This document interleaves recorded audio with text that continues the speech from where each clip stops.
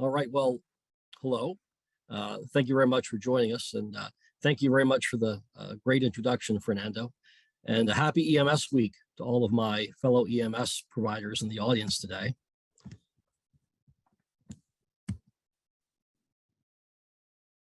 I'm going to move the slides here. We'll give that a try. Oh, there we go. Thank you. So on the left side of the contents and conclusions of the following presentation are solely those of myself, the speaker. I have received funding from Medtronic for this speaking engagement, and I'm responsible for all content and any necessary permissions. So any opinions expressed by myself or which are outside the scope of Medtronic are mine and mine alone. And in the event there's a question asked during the program that is not consistent with FDA packaging or labeling, I'm not going to answer that publicly, and I actually refer you to your questions to the Medical Surgical Products Division. There's a website there on your bottom, the Office of Medical Affairs. You can see that website. So today we're going to be discussing the role of video-laryngoscopy in EMS. There's actually some incredibly exciting information that I'd like to share with you about the expanding role of video-laryngoscopy in EMS. We're also going to just talk about the similarities, the differences, and the challenges that we see both in the in-hospital as well as the out-of-hospital environments when it comes to advanced airway management. And then we'll talk about direct laryngoscopy versus video laryngoscopy. We'll kind of put them, kind of pit them together. And then we're going to review the available evidence regarding the correlations between video laryngoscopy and this thing that we call first pass success. And then we're going to discuss the cost, the real cost of video laryngoscopy as it applies to companies, providers, and patients. So I have a very unique interest and perspective in this particular topic, both as an EMS professional and as an anesthesia provider. And as an EMS provider, we function in a very uniquely challenging and dynamic environment, but it also strategically positions us to perform certain skills that improve ventilation and oxygenation, that correct hypoxia, and ultimately decrease morbidity and mortality. Now, endotracheal intubation is considered the gold standard for emergency advanced airway management, and it's the same in the pre-hospital arena. And multiple studies have been used to try and evaluate intubation success rates among EMS providers. The problem is that the results and information varies widely. Now, in the pre-hospital arena, we know that when we're intubating a patient, more than likely these patients are critically ill or injured, they're hypoxic, they may be hypercarbic. In many cases, they're profoundly hemodynamically unstable. None of these patients are optimized. They've never actually improved their health prior to getting intubation. They're poorly accessible in many cases, where it's almost impossible to gain an airway, and they are rarely fasting. Now, many of the issues that face EMS providers when it comes to attempting endotracheal intubation are very similar to those faced by emergency department providers as well as anesthesia providers. And so we have to assume, no matter where we're working, whether it's EMS, anesthesia, in the emergency realm, that every patient who we encounter who requires endotracheal intubation is a potentially difficult airway. So as an advanced airway, endotracheal intubation, as I said, is the gold standard because it provides effective ventilation and airway protection from aspiration. It also delivers efficient and reliable means of ventilation oxygenation, and it allows for positive pressure ventilation, positive end expiratory pressure, pulmonary clearance with deep endotracheal suctioning, and a very reliable and consistent waveform capnography. Now, the indications for endotracheal intubation for EMS, as you can see, are the exact same, whether they're in the emergency department or in the Department of Anesthesia, except for one addition, and that's with anesthesia, we provide general endotracheal anesthesia. And again, general endotracheal anesthesia, or GETA, that's the benchmark. It's the very best anesthetic that we can provide a patient. So endotracheal intubation is performed by multiple medical specialties, all with varying degrees of training, all with varying types of equipment available, and varying types of experience. And the expertise also can vary. And just this is a short and certainly not an abridged list of some of the types of providers that perform endotracheal intubation. And intubation is performed in multiple environments, all with varying degrees of positioning, lighting, control, and assistance. Now, when we think of the in-hospital arena, we think of intubation being performed in the emergency department or in the operating room. And while both of these areas are fairly stable, the other area that we intubate in is what we call tongue-in-cheek ectopic airways. In other words, managing an airway in some place other than the stability of these other areas like the emergency department or the operating room. So in hospital, yes, we deal with managing airways in less than ideal circumstances and areas. For instance, I could be called to the ICU to intubate a patient on a rotary bed. I could be called to the CAT scanner to intubate a patient who arrested while they're in CAT scan. I could be called to the cafeteria to intubate someone who's lying on the floor who had a cardiac event while they were eating. So again, we in anesthesia also kind of share that same platform, if you will, with our EMS colleagues, and that will respond to wherever needed to perform advanced airway management. And like our pre-hospital colleagues, pre-hospital intubation occurs almost anywhere, in homes, in ambulances, in both rotor and fixed wing aircraft, in the outdoors and in vehicles, and rarely in optimal conditions. And again, for the EMS providers in the audience, I'm sure you're probably thinking or remembering some of those calls that have been performed, where intubation has been performed in an arrestive or almost hostile environment. And I myself, I've intubated in cars, I've intubated on my side, intubated in single wide trailers, intubated in businesses, in the back of helicopters, in multiple types of situations. So again, this is certainly a very important skill, but it's a skill that, again, can be done in very less than perfect situations. So the two most common approaches to endotracheal intubation are direct laryngoscopy and video-laryngoscopy. And I'm going to refer to these as both DL and VL respectively. So DL and VL both have the same three goals. That's 1, to visualize the glottic opening, 2, to intubate the trachea, and 3, perform both actions on the first attempt. Now, this is what we call first pass success. Now, you might say there are 3 Ps for first pass success in advanced airway management. And under each of those sections, there's 3 separate points. So with preparation, we want to pre-oxygenate the patient. We want to perform a very rapid airway assessment to try and find those red flags that might point us to a difficult airway. And then we want to prepare all of our equipment prior to the actual intubation. And then we want to position our patient appropriately. Positioning is key. It's so important, and it's free, and it's cheap, and it's simple, and it's quick. We want to try and get our patients into at least a sniffing position to try and align these axes that we'll need to get our best attempt. We want to try maybe to ramp our patient if they're in a stretcher or a litter, or if they're immobilized in the pre-hospital realm. We might even use a reverse Trendelenburg position with a long spine board or a reef sleeve. And then performance. We want to try and make a plan A, a plan B, and a plan C. We want to execute the intubation as smoothly as possible, knowing that our first attempt may very well be our best attempt. And then after every intubation, we want to evaluate our performance, find out kind of what went well, what didn't go well. So we want to pre-oxygenate with 100% oxygen for at least 1 minute if possible prior to our intubation attempt. And we can do this with several different ways. We can try high flow nasal cannula. We can use a non-rebreather at high flow or with BVM ventilation. We want to take the time to perform a rapid airway assessment. And we want to look for those signs of difficult airways. And again, we have to assume that every airway will be a difficult airway until proven otherwise. Now, the Mallampally score has been historically used to predict a difficult airway. But there's been a lot of recent studies that have shown that the score is not only highly subjective, but actually potentially inaccurate. And there's actually some better predictors that may be more accurate for us.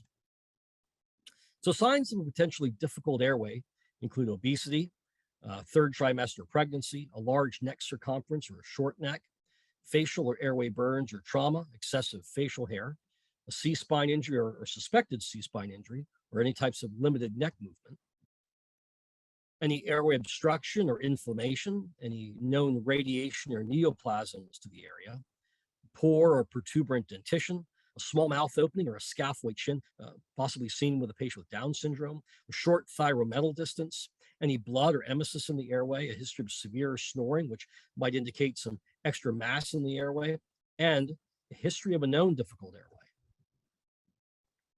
So we want to choose the very best equipment available, and we want to make sure that our equipment supports your first planned approach, and then also supports your subsequent backup approach if you have one. We want to assemble all of our equipment so that it's within easy reach during our attempt.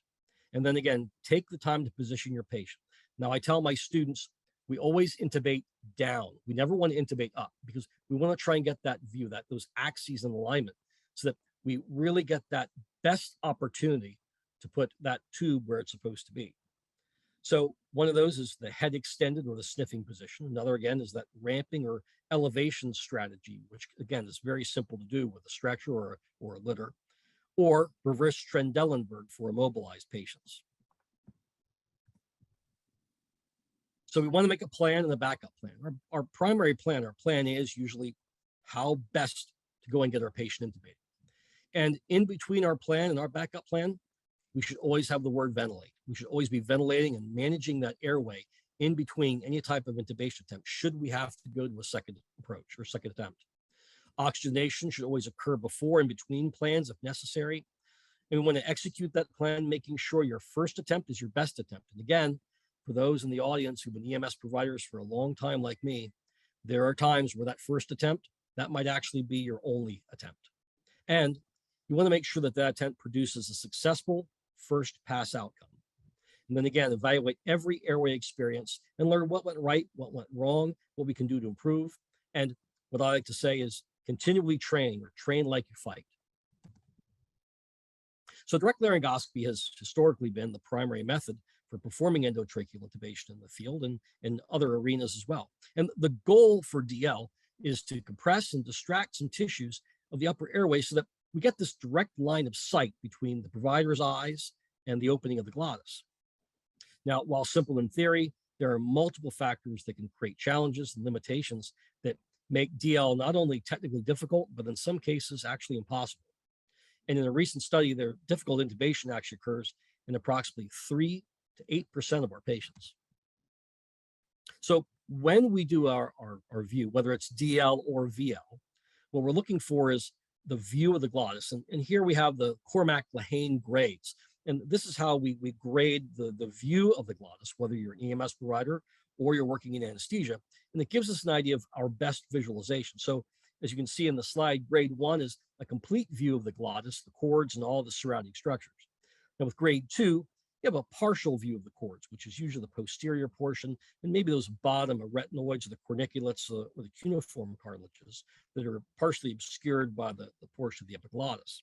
In grade 3, you'll usually see just the epiglottis and maybe just at the bottom some of those cartilages, the entryway into the glottis. Grade 4, you may see nothing but epiglottis, or in the worst case scenario, you really see no defining structures whatsoever. Now, DL in experienced hands is a very high success rate, and the equipment is inexpensive, it's reliable, it's widely available for EMS, emergency departments, and anesthesia providers. The problem is that it may require significant experience, not only to gain, but maintain proficiency in VL. And there are multiple inherent limitations. So anything from training, how well you were trained or what you were trained on, if you were trained specifically on just mannequins or actually spent some time in an operating room, or if you had the opportunity to actually touch patients and learn appropriate intubation techniques. There's available equipment. Are you using direct laryngoscopy? Have you now begun using VL and see the differences between the two? And what type of VL devices are you using? And there's expertise. You know, the medic that's been intubating for 20 years will more than likely have an edge on the brand new rookie paramedic that just graduated, who's never actually intubated a real patient. And then there's those patient factors, those determinants that we discussed about looking for those potentially difficult airways. And then external and environmental factors. Where is the patient lying? Where are we intubating? Is it outside? Is it indoors in a less than easy situation or area? Are we in the back of an ambulance? Are we in the back of a rotorcraft? So there's all these different factors that can come into play in whether or not we'll have success with DL. Now, video-laryngoscopy is new and emerging technology, and its first commercial use was actually in 2001. Currently, there's numerous VL devices now available in clinical practice, and all VL devices vary considerably both in design and functionality. However, all VL devices have one thing in common. They all provide an indirect view of the laryngeal structures on some sort of monitor that allows intubation to be performed without requiring the line of sight and without having to move many, or in some cases, any structures, so that you can obtain an acceptable view. It also provides an increased viewing angle. So DL statistically has about a 10-degree angle, where VL has about a 60-degree angle. It also requires less force, less manipulation of tissues, and less jaw and neck movement. It also allows for magnification of airway structures. And in some devices, you can actually have photo or video documentation of the actual intubation. So in anesthesia, video-laryngoscopy is one of the most significant advances that we have seen in how we manage airways. In fact, it's a paradigm shift in not only just how we perform laryngoscopy, but also how we provide our patient care. Now, VL performance we found is far superior to DL, not only for known or suspected difficult airways, but for all patients. And in fact, one of our local academic facilities that is training anesthesia residents, all of their laryngoscopies in the operating room being done by VL. VL provides improved respiratory and hemodynamic benefits compared to DL.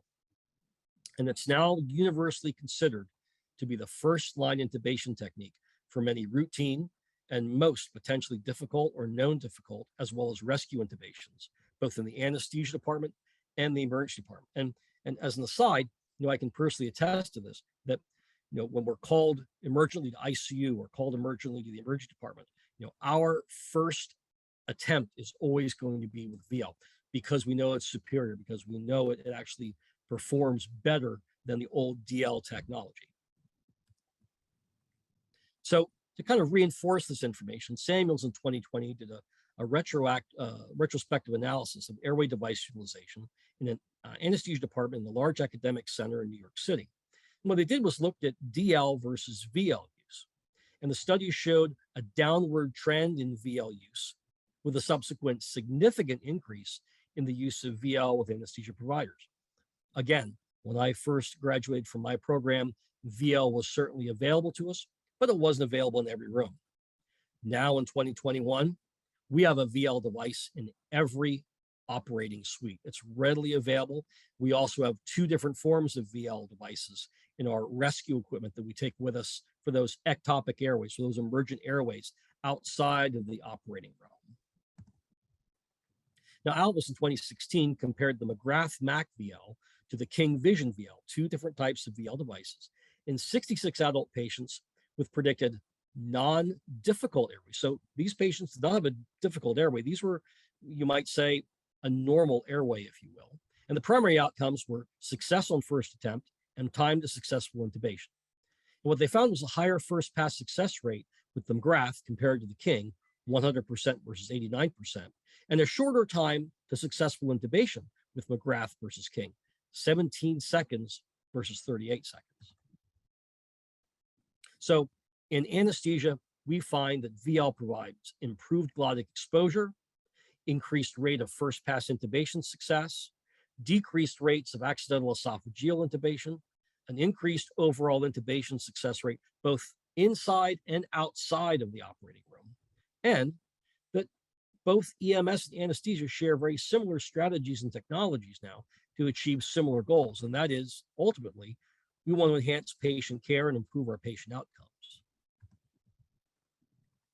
So video-laryngoscopy is now available in EMS, and the choice of device is dependent on several key factors, include cost, availability, company choice, medical director choice, and personnel choice. And the utilization of these devices also has some dependencies, and that is the use of training, the ease of use for the provider, medical director decision, local and regional protocols, selection of your patient, the patient condition at the time that you're going to be intubating, and ultimately, it's the decision of the provider as to what device they choose to use. But regardless of the choice or utilization of what you're going to use, there is abundant evidence that strongly suggests that VL should not only be readily available and regularly utilized, but also that it really should be the first line technique or tool used for EMS to achieve first pass success. And now we're going to examine some of that current evidence. It's going to clearly show improved first pass success with VL. And there's also some information that shows a direct correlation between not only first pass success, but improved patient outcomes in EMS. So I want to set the stage here by giving you some information from Moy in 2015. Now, Moy did a study using data from 40 states that demonstrated an overall pre-hospital endotracheal intubation success rate of 85%. Now, that's 85% success rate, and one might say, well, that's not so bad. Well, that means that 15% of those patients either did not get intubated or they required multiple attempts at intubation. So Jarvis in 2015 performed a study looking at an EMS system's intubation experience, both before and after implementing a VL program. So using only DL, they found their first pass success rate was a dismal 43%, and an overall success rate also wasn't great at 64%. So after they performed some mandatory training with a video-laryngoscopy device, their first pass success rate increased to 74%, and their overall success rate increased to 91%. Then Eberlein studied first pass success rates using VL versus DL in a retrospective pre-hospital ambulance study. And what they found was first pass success rates were 12% higher in the VL group as compared to the DL group. Lee then compared DL versus VL with first pass success in 164 trauma patients. Again, they found that VL was associated with higher odds, 16% higher odds of first pass success compared with DL. Now, Eisman did a very interesting study using DL versus VL in relatively unexperienced participants. So this group was a mix of physicians, medical students, and paramedics, all with minimal tracheal experience or training. And what they did was they took these participants and they participated in a lecture and a hands-on workshop prior to using the device. And the main outcome parameters were time to obtain the Cormack-Lehane grade, and also the percentage of visualization of the glottic opening called POGO, and the time to successful intubation. What they found was that participants found an improved Cormack-Lehane grade with VL compared to DL, and they also achieved better visibility of the glottic opening with VL compared to DL. Now, while there was no significant difference in time to intubation using either device, VL provided improved visualization. So we might infer from this information that since you were able to see the glottic opening quicker and better, that intubation would potentially be much more successful. Now, laryngoscopy in itself, and to a lesser extent, tracheal intubation, are very stimulating to the human body. In fact, it causes a sympathetic nervous release and increases plasma catecholamines. And these can potentially cause some pathologic effects, which include increased heart rate, systolic blood pressure, and increased intravascular, intraocular, and intracranial pressures. Now, VL can actually ameliorate these effects by decreasing those distension and those realignment forces that we perform during VL, which then would result in a decreased derangement in some of those hemodynamics. So Alton in 2018 studied the hemodynamic effects of laryngoscopy using 4 different laryngoscopes. Now, the first one was a classic Macintosh direct laryngoscope, a DL device. The second was a McCoy flip tip direct laryngoscope, another DL device. Then the third was a CMAC video laryngoscope, and last was a McGrath video laryngoscope. And the primary outcomes of the study were heart rate and systolic blood pressure changes that were triggered by the use of these 4 devices. The study included 160 patients, all who received standard general anesthesia induction and who were all intubated successfully on the first attempt. And then they were randomized into 4 different groups for the 4 devices, 40 patients for each device. Then hemodynamic measurements were performed both immediately after intubation and then in 1-minute intervals for a total of 5 minutes post-intubation. What they found was that both heart rate and systolic blood pressure increased for all groups except for the McGrath-VL group, which showed no significant change in either heart rate or systolic blood pressure throughout the measurements. So the McGrath-VL device offered less hemodynamic stimulation, less cardiovascular stress compared with other devices, but they also looked at two other secondary outcomes, which included time to successful intubation and the incidence of sore throat. What they found was intubation was shorter and there was a less incident of sore throats with the McGrath group compared to all the other devices combined. Now, the COVID-19 pandemic has certainly influenced how we as EMS providers and actually anyone that is performing advanced airway management deals with our airways. And so our approach to advanced airway management has to be this tenuous balance between minimizing our time in the airway and our number of attempts in trying to get an airway with optimizing both patient and provider safety and still achieving first pass success. So Foley provides a statement from the Society of Airway Management regarding difficult airway management in adult COVID patients. And the idea was to optimize successful airway management while minimizing exposure risk. The recommendation is that VL is the first line strategy and primary intubation approach for airway management in patients with COVID-19 pneumonia. Now, again, as an aside, just like you, I was also involved in this COVID-19 pandemic, and ground zero at our facility, our entire approach for endotracheal intubation was 100% VL. We found that by performing VL, we were able to distance ourselves from our patients, get first pass success. We were able to be in the airway significantly less time than if we would try DL. So there were multiple factors that certainly pushed this on us, but we actually found that it benefited not only our patients, but the providers as well.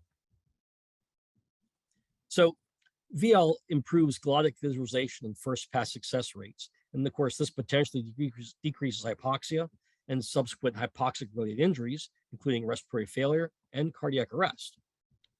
Also, VL decreases airway complications, such as those adverse hemodynamic responses we talked about, tachycardia, hypertension.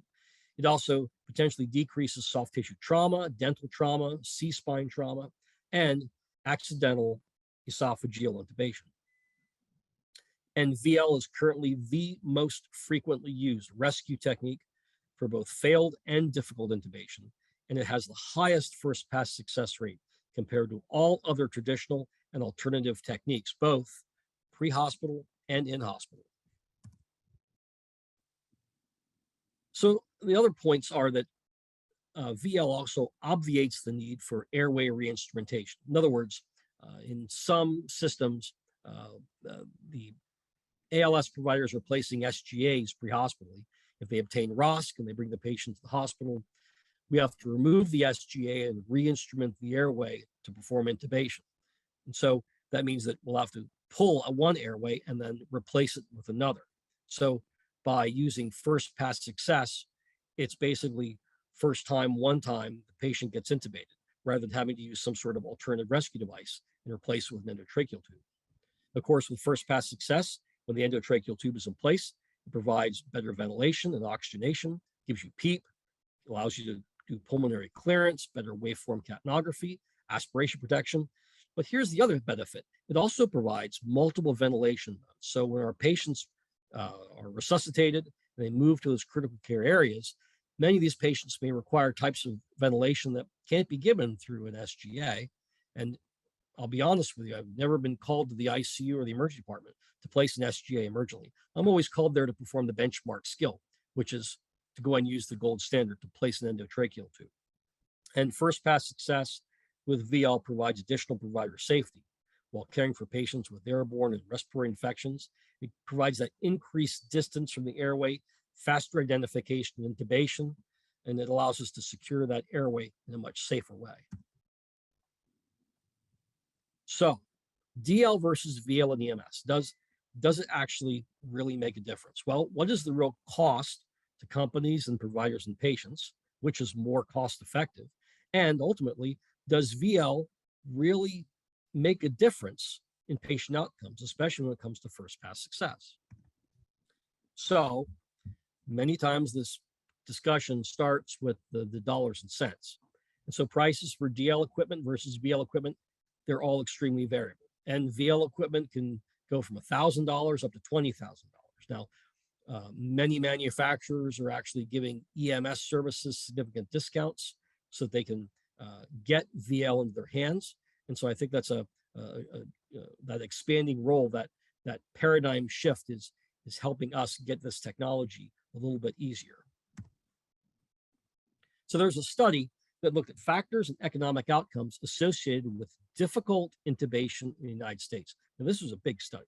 So they used data from more than 600 hospitals from 2016 to 2018. These were all adult patients, all with inpatient surgical admissions, all who required endotracheal intubation. And then they separated them into two groups. One was the difficult intubation group versus the non-difficult intubation group. What they found is that patients in the difficult intubation group had a substantially higher mean inpatient cost and higher ICU costs than in comparison to the non-difficult intubation group, $14,000 versus $4,000 respectively. And they found that patients in the difficult intubation group had a longer mean hospital length of stay and a longer length of stay in the ICU in comparison to the non-difficult intubation group, 3.8 days versus 2 days respectively. Then Zhang performed an economic analysis of the use of DL versus VL in the surgical setting. Now, in a 3-year study, they looked at over 72,000 patients, all who underwent general endotracheal anesthesia. And the subjects were separated into those that were intubated with DL versus those that were intubated with VL. Well, compared to the DL group, the VL had lower hospital costs, at least 1 day shorter hospital admission, reduced rates of ICU admission, and this is key for us, fewer post-operative complications. Then Pacheco analyzed the correlation of first-pass success versus adverse events in patients with both anatomically and physiologically difficult airways. In other words, they looked at not only the patient that had those obvious signs of a difficult airway, but they also looked at patients who were significantly compromised physiologically. Patients in shock, patients who were profoundly hypoxic or profoundly hypercarbic. And this was all done in emergency medicine realm, looking at recorded endotracheal intubations of over 1,500 patients, all intubated with VL. And what they found was that adverse events were reduced with first pass success in both of those groups.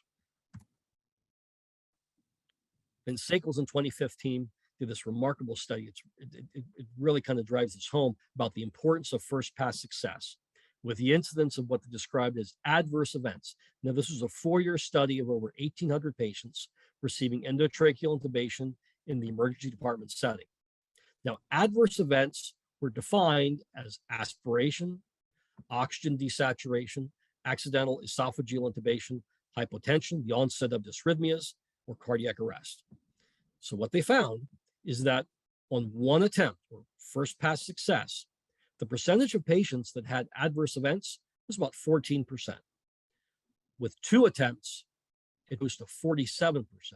With 3 attempts, adverse events happened 63%. And with 4 or more intubation attempts, adverse events occurred around 70%. So this was very clear that with repeated attempts, there were increasing events that occurred. And of course, on that one attempt, that one shot that was successful, significantly less adverse events occurred. So what's the company cost? Well, there's of course recurrent financial output of any type of replacement or disposables or consumables, whether you're using a VL or a DL device. Now with VL, there is an initial one-time financial output, but one of the ways I kind of look at this as a fellow EMS provider is, so what's the cost of being on a cardiac arrest using multiple disposable DL devices, all without success, followed by the placement of an alternative rescue airway after multiple failed intubation attempts, which will probably be replaced in the emergency department by either the ER or the anesthesia department if the patient should survive, versus using a VL device once, using one endotracheal tube, and getting first pass success. There's also what I like to call the provider cost or the silent cost. And maybe this is a cost we don't like to talk about, but it's just as real as the dollars and cents cost. So our providers look at success versus failure out in the street. And success versus failure plays heavily into clinical care situations and how we decide how we care for our patients. In other words, we're going to gravitate to those technologies, to those tools, to those skills that we know are successful. And we're going to shy away from those skills that we know are either fraught with failure or in many cases just they don't work as well. And so our providers want to do the best job. They want to do the best for our patients. And so they'll choose those successful techniques and those tools. Also, they're going to look at positive versus negative experiences. They play heavily in how they make not only decision-making processes, but also how they directly impact patient care. So again, these providers are going to think about those positive experiences, and they're going to try and gravitate towards those versus stick with something that gives them a negative experience on a consistent basis. And all this is based on good management that supports our providers with training, with a robust leadership, with a quality improvement program that actually gives back to your provider, and a really integrated and involved medical direction. This is all imperative to providing best care to our patients. So when we say what is the real cost, maybe what we should be saying is, what is the real benefit to using video laryngoscopy? Well, it's first pass success versus multiple failures. It's reversal of hypoxia versus continual hypoxic insult. It's improved hemodynamic parameters versus continual spiraling of our patient's hemodynamics. It's a direct influence that decreases adverse events in our patients. And ultimately, kind of going full circle here, it decreases morbidity and mortality. So whether you're an EMS provider or an anesthesia provider, our ultimate goal is increased survivability.